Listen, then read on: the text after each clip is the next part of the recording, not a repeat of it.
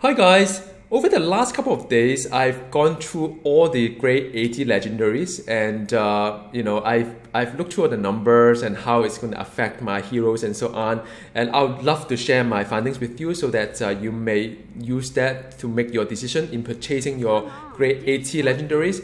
And to purchase the grade 80 legendary, you could just come to this quartermaster. Now this is test server, by the way, so I can't really show you what's inside because in this test environment I don't really have that sort of like influence, but you could come to this guy to look up all the items if your influence level is high enough. And bear in mind that all these legendary items cost 1000 odin marks and it's not refundable. Alright, so do make the right decision. And the rest of the presentation here is really about going through all the legendaries and showing you some results as well, if those who are interested to stay on to understand why I'm making certain kind of conclusion. Alright, so this is a mega review, and you are always welcome to ping me in game, and we can have conversation there to just talk about the experience you have with your grade 80 legendary. Not that I'm going to get mine anytime soon because I'll be making videos and not really have much time to farm odin marks and so on. So and I don't think because I play a lot of heroes, so my odin marks are used to purchase grade 70 legendary as well as a blessing. So I think it's going to be beyond me for a while, but I thought some of you may be playing just a couple of heroes. You can concentrate all your currency into your heroes, and that's great news. So and I'm here to help you out when for you to make the decision. All right, so what is this mega review about? I look into all grade 70 and grade 80 legendaries for every single one of them. All right, it is a number crunching exercise. I think one friend actually asked if I've purchased all the, because I think he has watched some of my previous videos before, and he asked if I purchased all the legendaries and so on. The answer is no. I don't have that many OD marks. But for those who are interested in theory crafting, that you can actually use quite a simple damage model. I've got a video on that called Damage Explained Part 1 and Part 2 to figure out all these what if scenarios. So what like what if I equip this legendary versus that legendary and so on. So I've done that what if analysis on selected real hero or geared. So because every hero is designed in a different way, and some hero just very easy to gear the crit side of it. Some hero are very high in the damage side of it. So I actually use real hero for this analysis, and I use real scenario whereby those are the legendaries that I would be using. There's no point in giving Excalibur to say Punisher.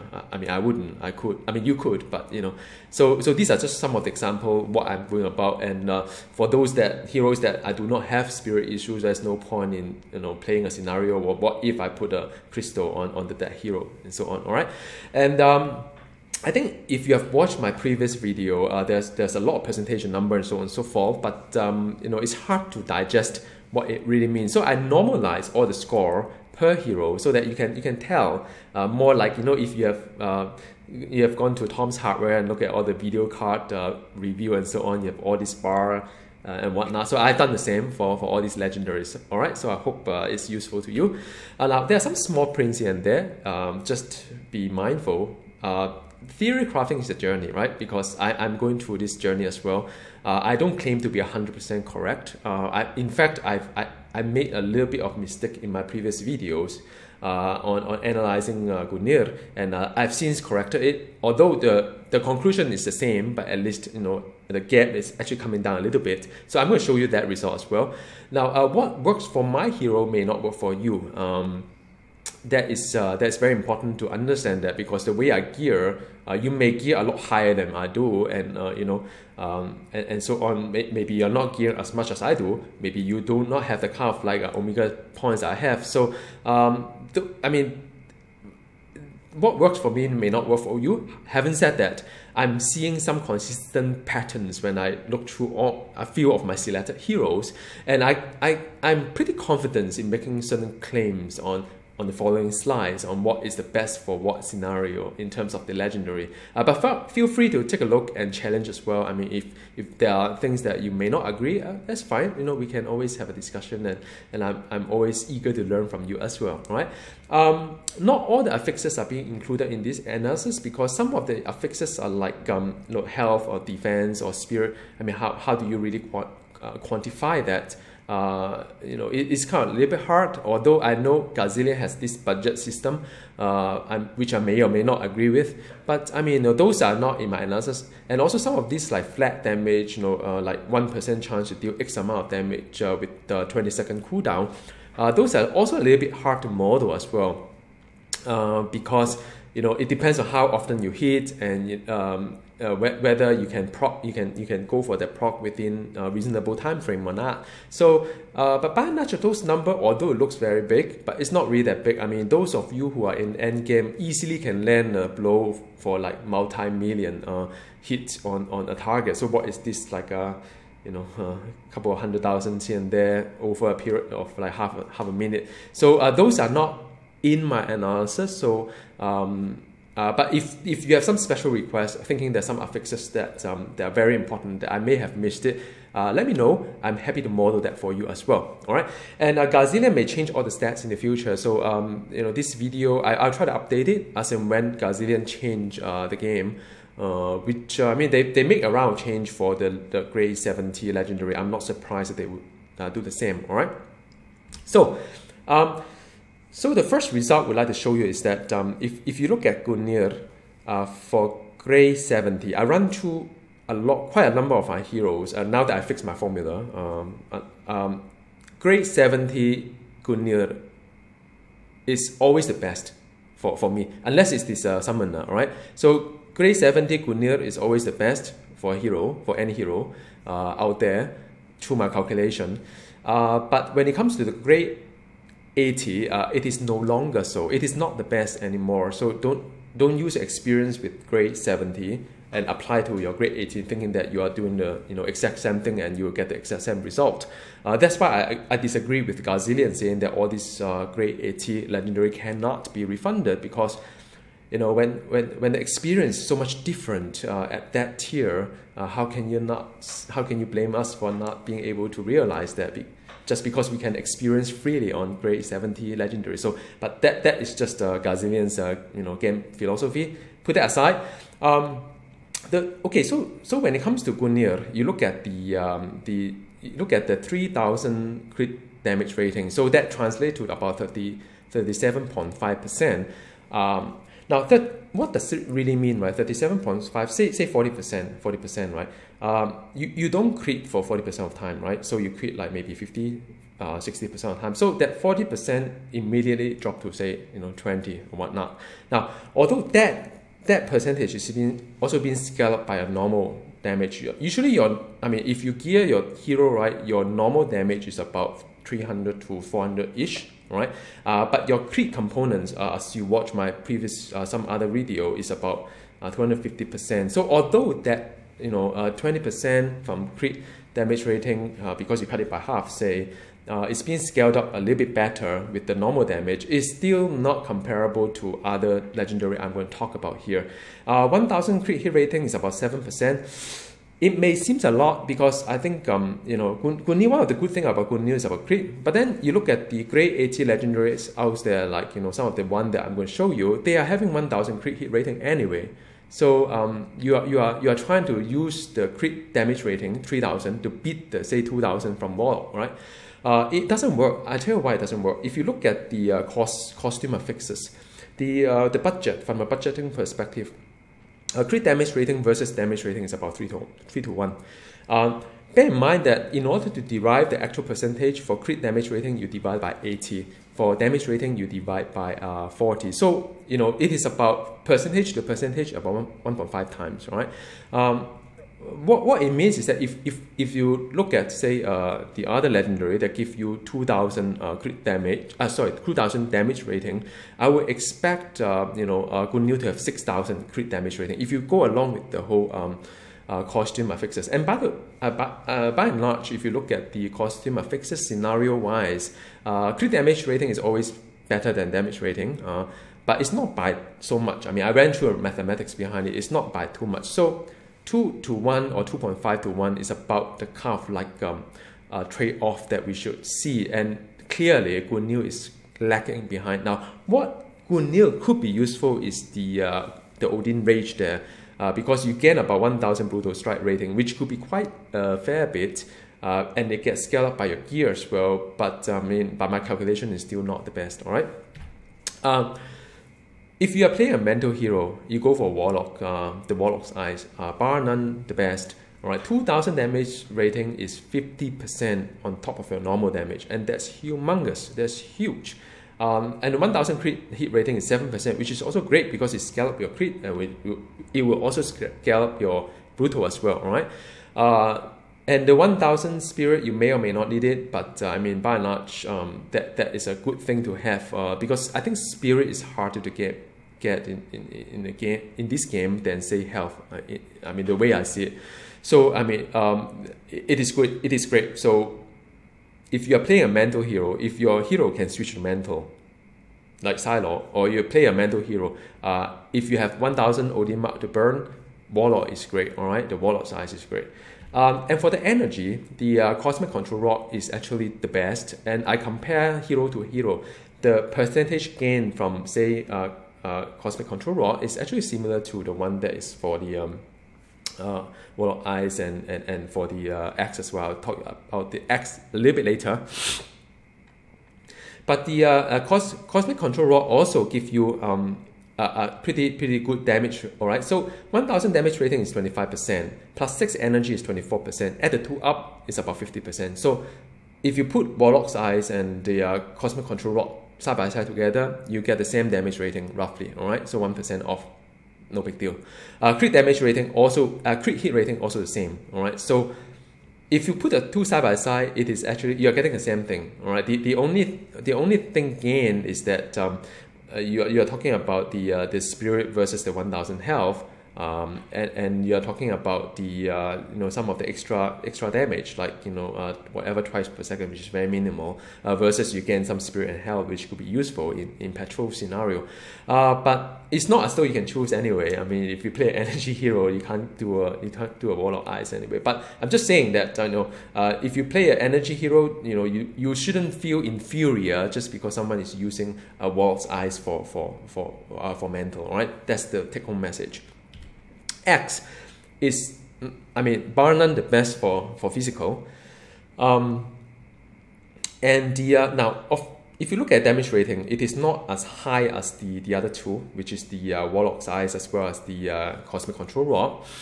And I mean, it's lacking by about 15%, right? Because the other one is 50%. But that is actually more than enough to make up for the rest of the item there, because the you're talking about, say, a 5%-ish increase in the crit. Now, crit and brutal has a diminishing return, of course, but if you're looking at the 5%, a little bit, so if you're doing 45 right now, you get 50, right? And then your brutal as well, if you're looking at 52%, you are doing close to 60%, right? 57%, all right? And that is one way of scaling up the chance itself. But then the brutal damage rating, which would happen around the 50, around the 25% to 30% region of the red region, which is brutal damage rating, that one get increased as well. So all in all, if you add all these things together, actually X is just as good for the physical. All right, so I know this part is a little bit confusing because you talk about various different components of the damage model. So I would like to just bring in the damage model again for those who may not have seen it, and also to substantiate what I've done for all this modeling is that when it comes to the damage model, is always talking about the first of, there are two dimensions to it, right? So one is the normal damage you see here, right? And the other one is the brutal crit and non-crit damage you see over here. So I always look at the damage model in an average sense. So not every time you hit is a crit, not every time you hit is a brutal, but that's fine. On average, what do I get, right? So we work a lot on the damage rating, the rank of the power, whatnot, go into this so-called normal or normal damage, and then after that it has to be multiplied with whatever crit that it has if it made, right? So imagine just now for the axe, what it really does is that it increases this area, the yellow area, by a bit, because you gain about a certain percentage of your crit, and you increase your brutal also by a bit, and then you increase the height of the brutal as well because it goes up the damage, right? So all in all, when you add up together, it's pretty good. All right, so X is in a good place.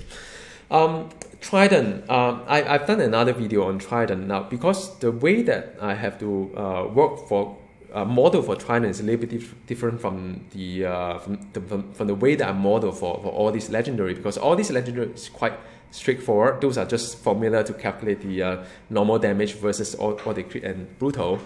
And but for Trident, I need to do a bit of reverse engineering, looking at the power with and without the grade 70 Trident, and also if I extrapolate to grade 80 Trident. All right, so I've done the calculation. If you equip a Trident, say for Iceman or Rocket Raccoon, I've done it for both, you are getting the kind of performance increase as though for those who are using Axe, Warlock's Eyes, as well as the Cosmic Control Rod. So the very good news is that if you are a pure damage type, plus if you are summoner, of all these four legendary, you are pretty much sorted. All right, so it's not like you feel inferior if others are using other damage type. All right, so that is very important. Okay, I am very passionate over hybrid hero. All right, so I know some of you may have watched my video. I have quite a number of video on the hybrid heroes, because I really enjoy how they turn around the hybrid hero with all this gear, like Power Cosmic, like the new artifacts, like the rune words that support the hybrid. But I've gone through mathematics as well. I'm going to show you later. It's not good news for hybrid. Hang on a second. It's not a good news for hybrid, because it is actually inferior if you are 2 damage type. It's worse than grade 80 Gungnir. So Gungnir is not great, right? I said Gungnir is not great. It's actually worse if you are using a grade 70 on 2 damage type. Not many hero can do what Rogue does, which is 3 damage type. And also, if you watch my Rogue video, I also I'm more going for the 2 damage type, because the third one is actually quite hard to manage, just because of lack of hotbar and so on, space. So but in any case, what you're getting is that you are no better than Gungnir for the Power Cosmic, and actually worse than Gungnir for the grade 80. So you, as a hybrid hero, you will be inferior compared to other heroes that are pure damage type or summoner equipped with a grade 80 legendary, best of their class. So that's the bad news. But I do have some remedy around it, but none of them really are good news. So but now I think I need to analyze it a little bit more, because the hybrid gear by and large is kind of quite powerful. If you look at the artifacts, the 2 artifacts or 3 artifacts that we have for hybrid, as well as the rune word, they are pretty good stuff as well. But this game always come up with new and better artifacts anyway, so I feel that with the grade 80 legendary, hybrid heroes again, being disadvantaged in some sense. Even look at the whole Omega system, how many plus fighting, you can only get like plus 10 fighting normally from the new tree, and but if you're pure damage type, you can get another plus 10 somewhere, like energy, or plus 5 strength quite easily somewhere. So yeah, that's not great. I hope there's a grade 80 Power Cosmic. I really hope so. I can only hope. Yeah. So what about bows and Excalibur? All right, I've done the analysis as well. They are not the best, but they're actually better than Gungnir. I think you can see the result later. All right. So what it really means is that if you happen to be a hybrid, but fortunate enough to stick with either melee or range, you could still go for the second best. All right. So you can't go for the If you, I mean, you can't go for the X, can't go for the Warlock side, can't go for the control rod, you know, then what can you do? So second best, bow and Excalibur. If you're fortunate enough to do just pure melee or pure range, like say Jean is a good example whereby you can do a pure range. Rogue can do either way. It's just the way that you borrow power. But like for Gambit, unless you want to play a range Gambit, I mean, my Gambit is a mix of melee and range, so it's pretty much screwed. Miss Marvel is also pretty much screwed as well. I mean, you know, you need to have both the range and melee. Black Panther also, I mean, Black Panther's range is non-existent, and the yeah, I think maybe Black Panther can do a bit of Excalibur. I don't know. I mean, I need to look into his or her power tree again. But I mean, all in all, not many hybrid hero can do just pure melee or range. But if they can, then pick either bow or Excalibur is a good choice. The crystal is a very specialized item because I understand that some hero may deal extra damage with extra spirit pool, all right, for current and future heroes. So that plus 300 spirit may make sense to you. It is actually worse than Gungnir for crystal. So yeah, I don't know why I keep using Gungnir as a benchmark, because Gungnir is one that you can use for all kind of hero anyway. I mean, crystal is also something that you can use for all kind of hero. Doesn't matter what kind of specialization you have. But if you intend to use a crystal to solve a spirit problem, from my experience, it just doesn't work that way. You still need to have some costume core to recover the spirit. So what good is the crystal? I wouldn't really go for it unless your hero really benefit from the extra spirit pool. All right, so some of these I would like you to sort of like consider avoiding. So the first on my list is of course the Null Stones and the Nullifier. Both are pathetic when it comes to grade 80. They are not great as grade 70 anyway.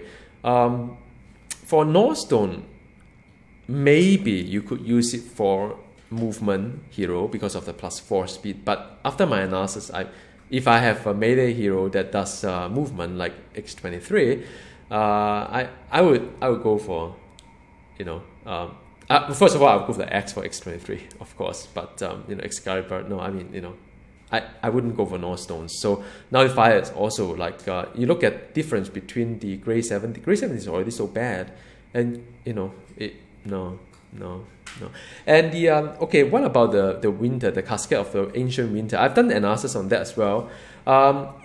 You know, if you look at the flat damage without the 1000 crit hit rating, it doesn't scale up as good as the other two. So you know, if your hero does like Magneto or whatever it is, does a lot of area, you are better off with the control rod. I mean, no doubt about it. So why do you need to pick winters? I don't know. I mean, and then also is whether the target is chill or not. So it's a lot of conditions around it. I wouldn't pick this one at all. The shield. Okay, the shield is interesting. It is actually worse than the crystal in a sense. Well, I mean, I think it's similar to the crystal in some sense. What does it look like? The crystal. I mean, crystal has crit, by the way. So it is much worse than the crystal. I look at the defense stat. I mean, you know, if you are having difficulties in cosmic patrols, I'm pretty sure that even with this grade 80 shield, it's not going to help your melee hero. So you know, I wouldn't pick this as well. So that is in conclusion of the what I've just shown you is that for pure damage type, you know, go for the X, the energy rod, the Warlock size, as well as the Trident. All right, so these are the go-to. And for hybrid, if you really want, you can consider the bow and Excalibur if you can manage to do a pure range or pure melee. If you can't, then you have to settle with a Gungnir. Yeah. So okay, this is the result that for those who are interested in seeing graphs, I did it for you guys because I think the numbers sometimes very hard to see. So okay, take a look at She House, right? She House can use X, Gungnir, Excalibur. I even try the crystal, Nullifier, Null Stones. All right. The blue bars are the grade 80 legendary. The red bar is the corresponding grade 70. All right, so the gap is not a lot. After I fix my formula a little bit for Gungnir, my apologies if you have watched my previous video, although the conclusion is the same. So you are looking at about maybe 3% different in the overall performance. Then you may say, well, 3% is not a lot. But then, the reason you put that extra 700 odin mark on top of the 300 that you could have is to gain that 10% or even less,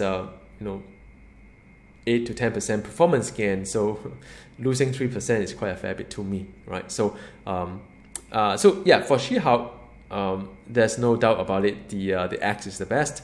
Nah, you don't need to consider the rest. The rest are just there to show you the gap. So if you look at the North Stones, it is even deep below it's about below 90% of the of what the X can do. So that is a total waste of your odin marks, right? But if you look at the grade 70, Gungnir is still the best out of all the rest of the legendaries, and I'm not surprised by that. So I mean, if you stick with the so what it really means is that if you stick with the grade 70 Gungnir, you are looking at losing around maybe 7% performance versus one of your friend who's using a grade 80X. All right, so that's what this graph means. So you compare the best of the red and the best of the blue. So that tell you a story that what you are missing when you don't invest the 700 odin mark. So whether it means a lot to you, I don't know. It doesn't really mean a lot to me because no one wants me in red grade anyway. So okay, now look at Hulk. All right, so Hulk is also same story here. I mean, these are the same story that you keep on seeing. Although the Gungnir is actually getting closer to the X. So I'm actually seeing a pattern here that if your hero is pretty strong, like really OP in some sense, pretty high in your damage rating, pretty high in your crit and damage part of it, like Punisher, you will see later, Gungnir actually is getting closer and closer to what the X can do.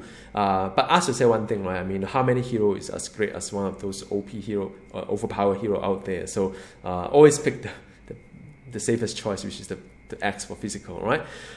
So again, you look at the story between the red Gungnir, which is the second on the bar, versus what the X can do. Again, you're talking about maybe 6% deep in the performance versus someone who has a grade 80X. All right, so that's the story. Okay, Punisher is the one that I wanted to share with you. So the bow actually doing pretty alright as well for Punisher. It is not too surprising because Punisher has a very high, I mean, at least the way I build my Punisher is a very, very high damage rating as well as crit and whatnot. So he's at a very high spectrum.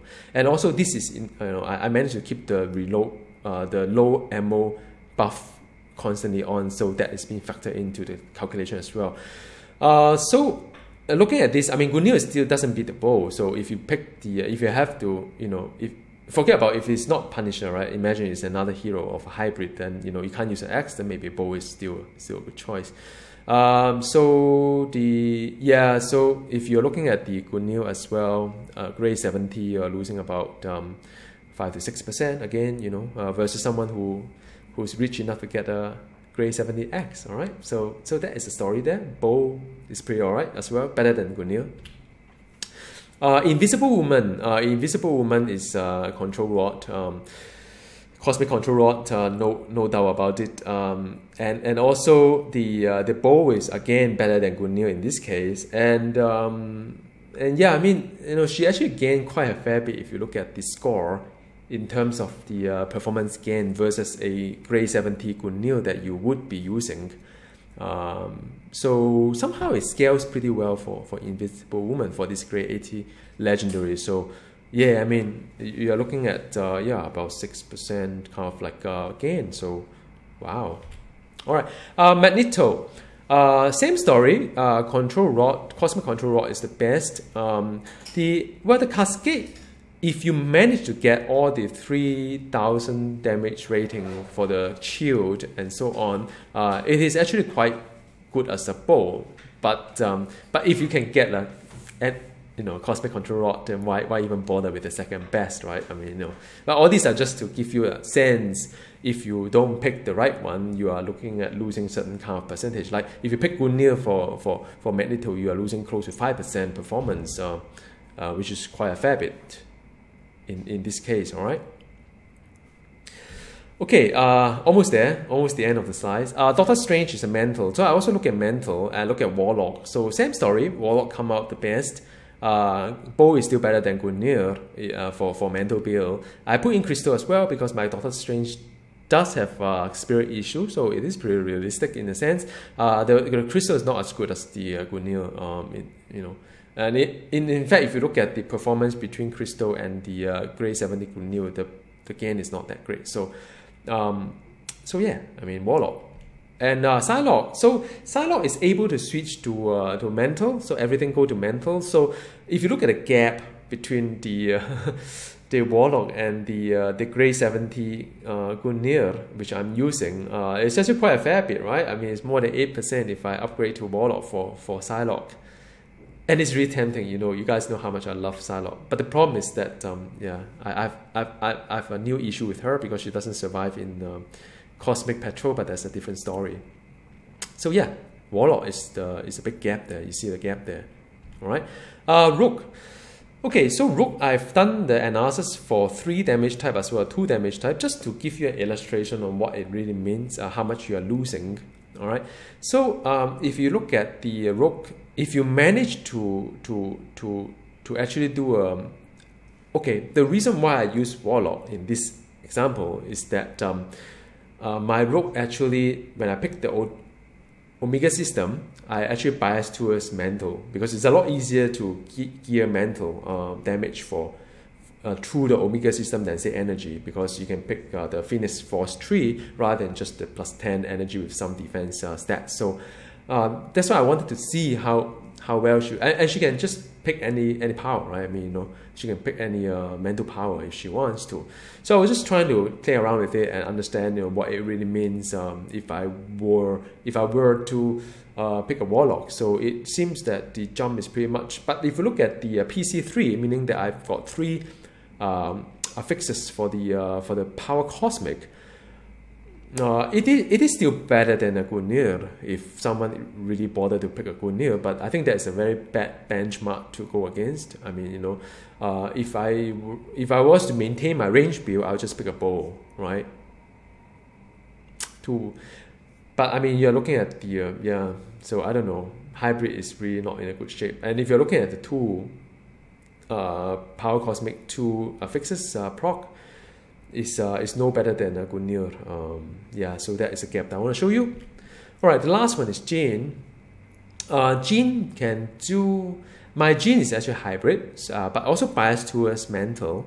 So I was thinking, what if I just do a total mental build, like just go Phoenix all the way, although I'd be very sad not to see her costume. It's the same story, right? The Warlock is the best, then the bow, then the Gungnir,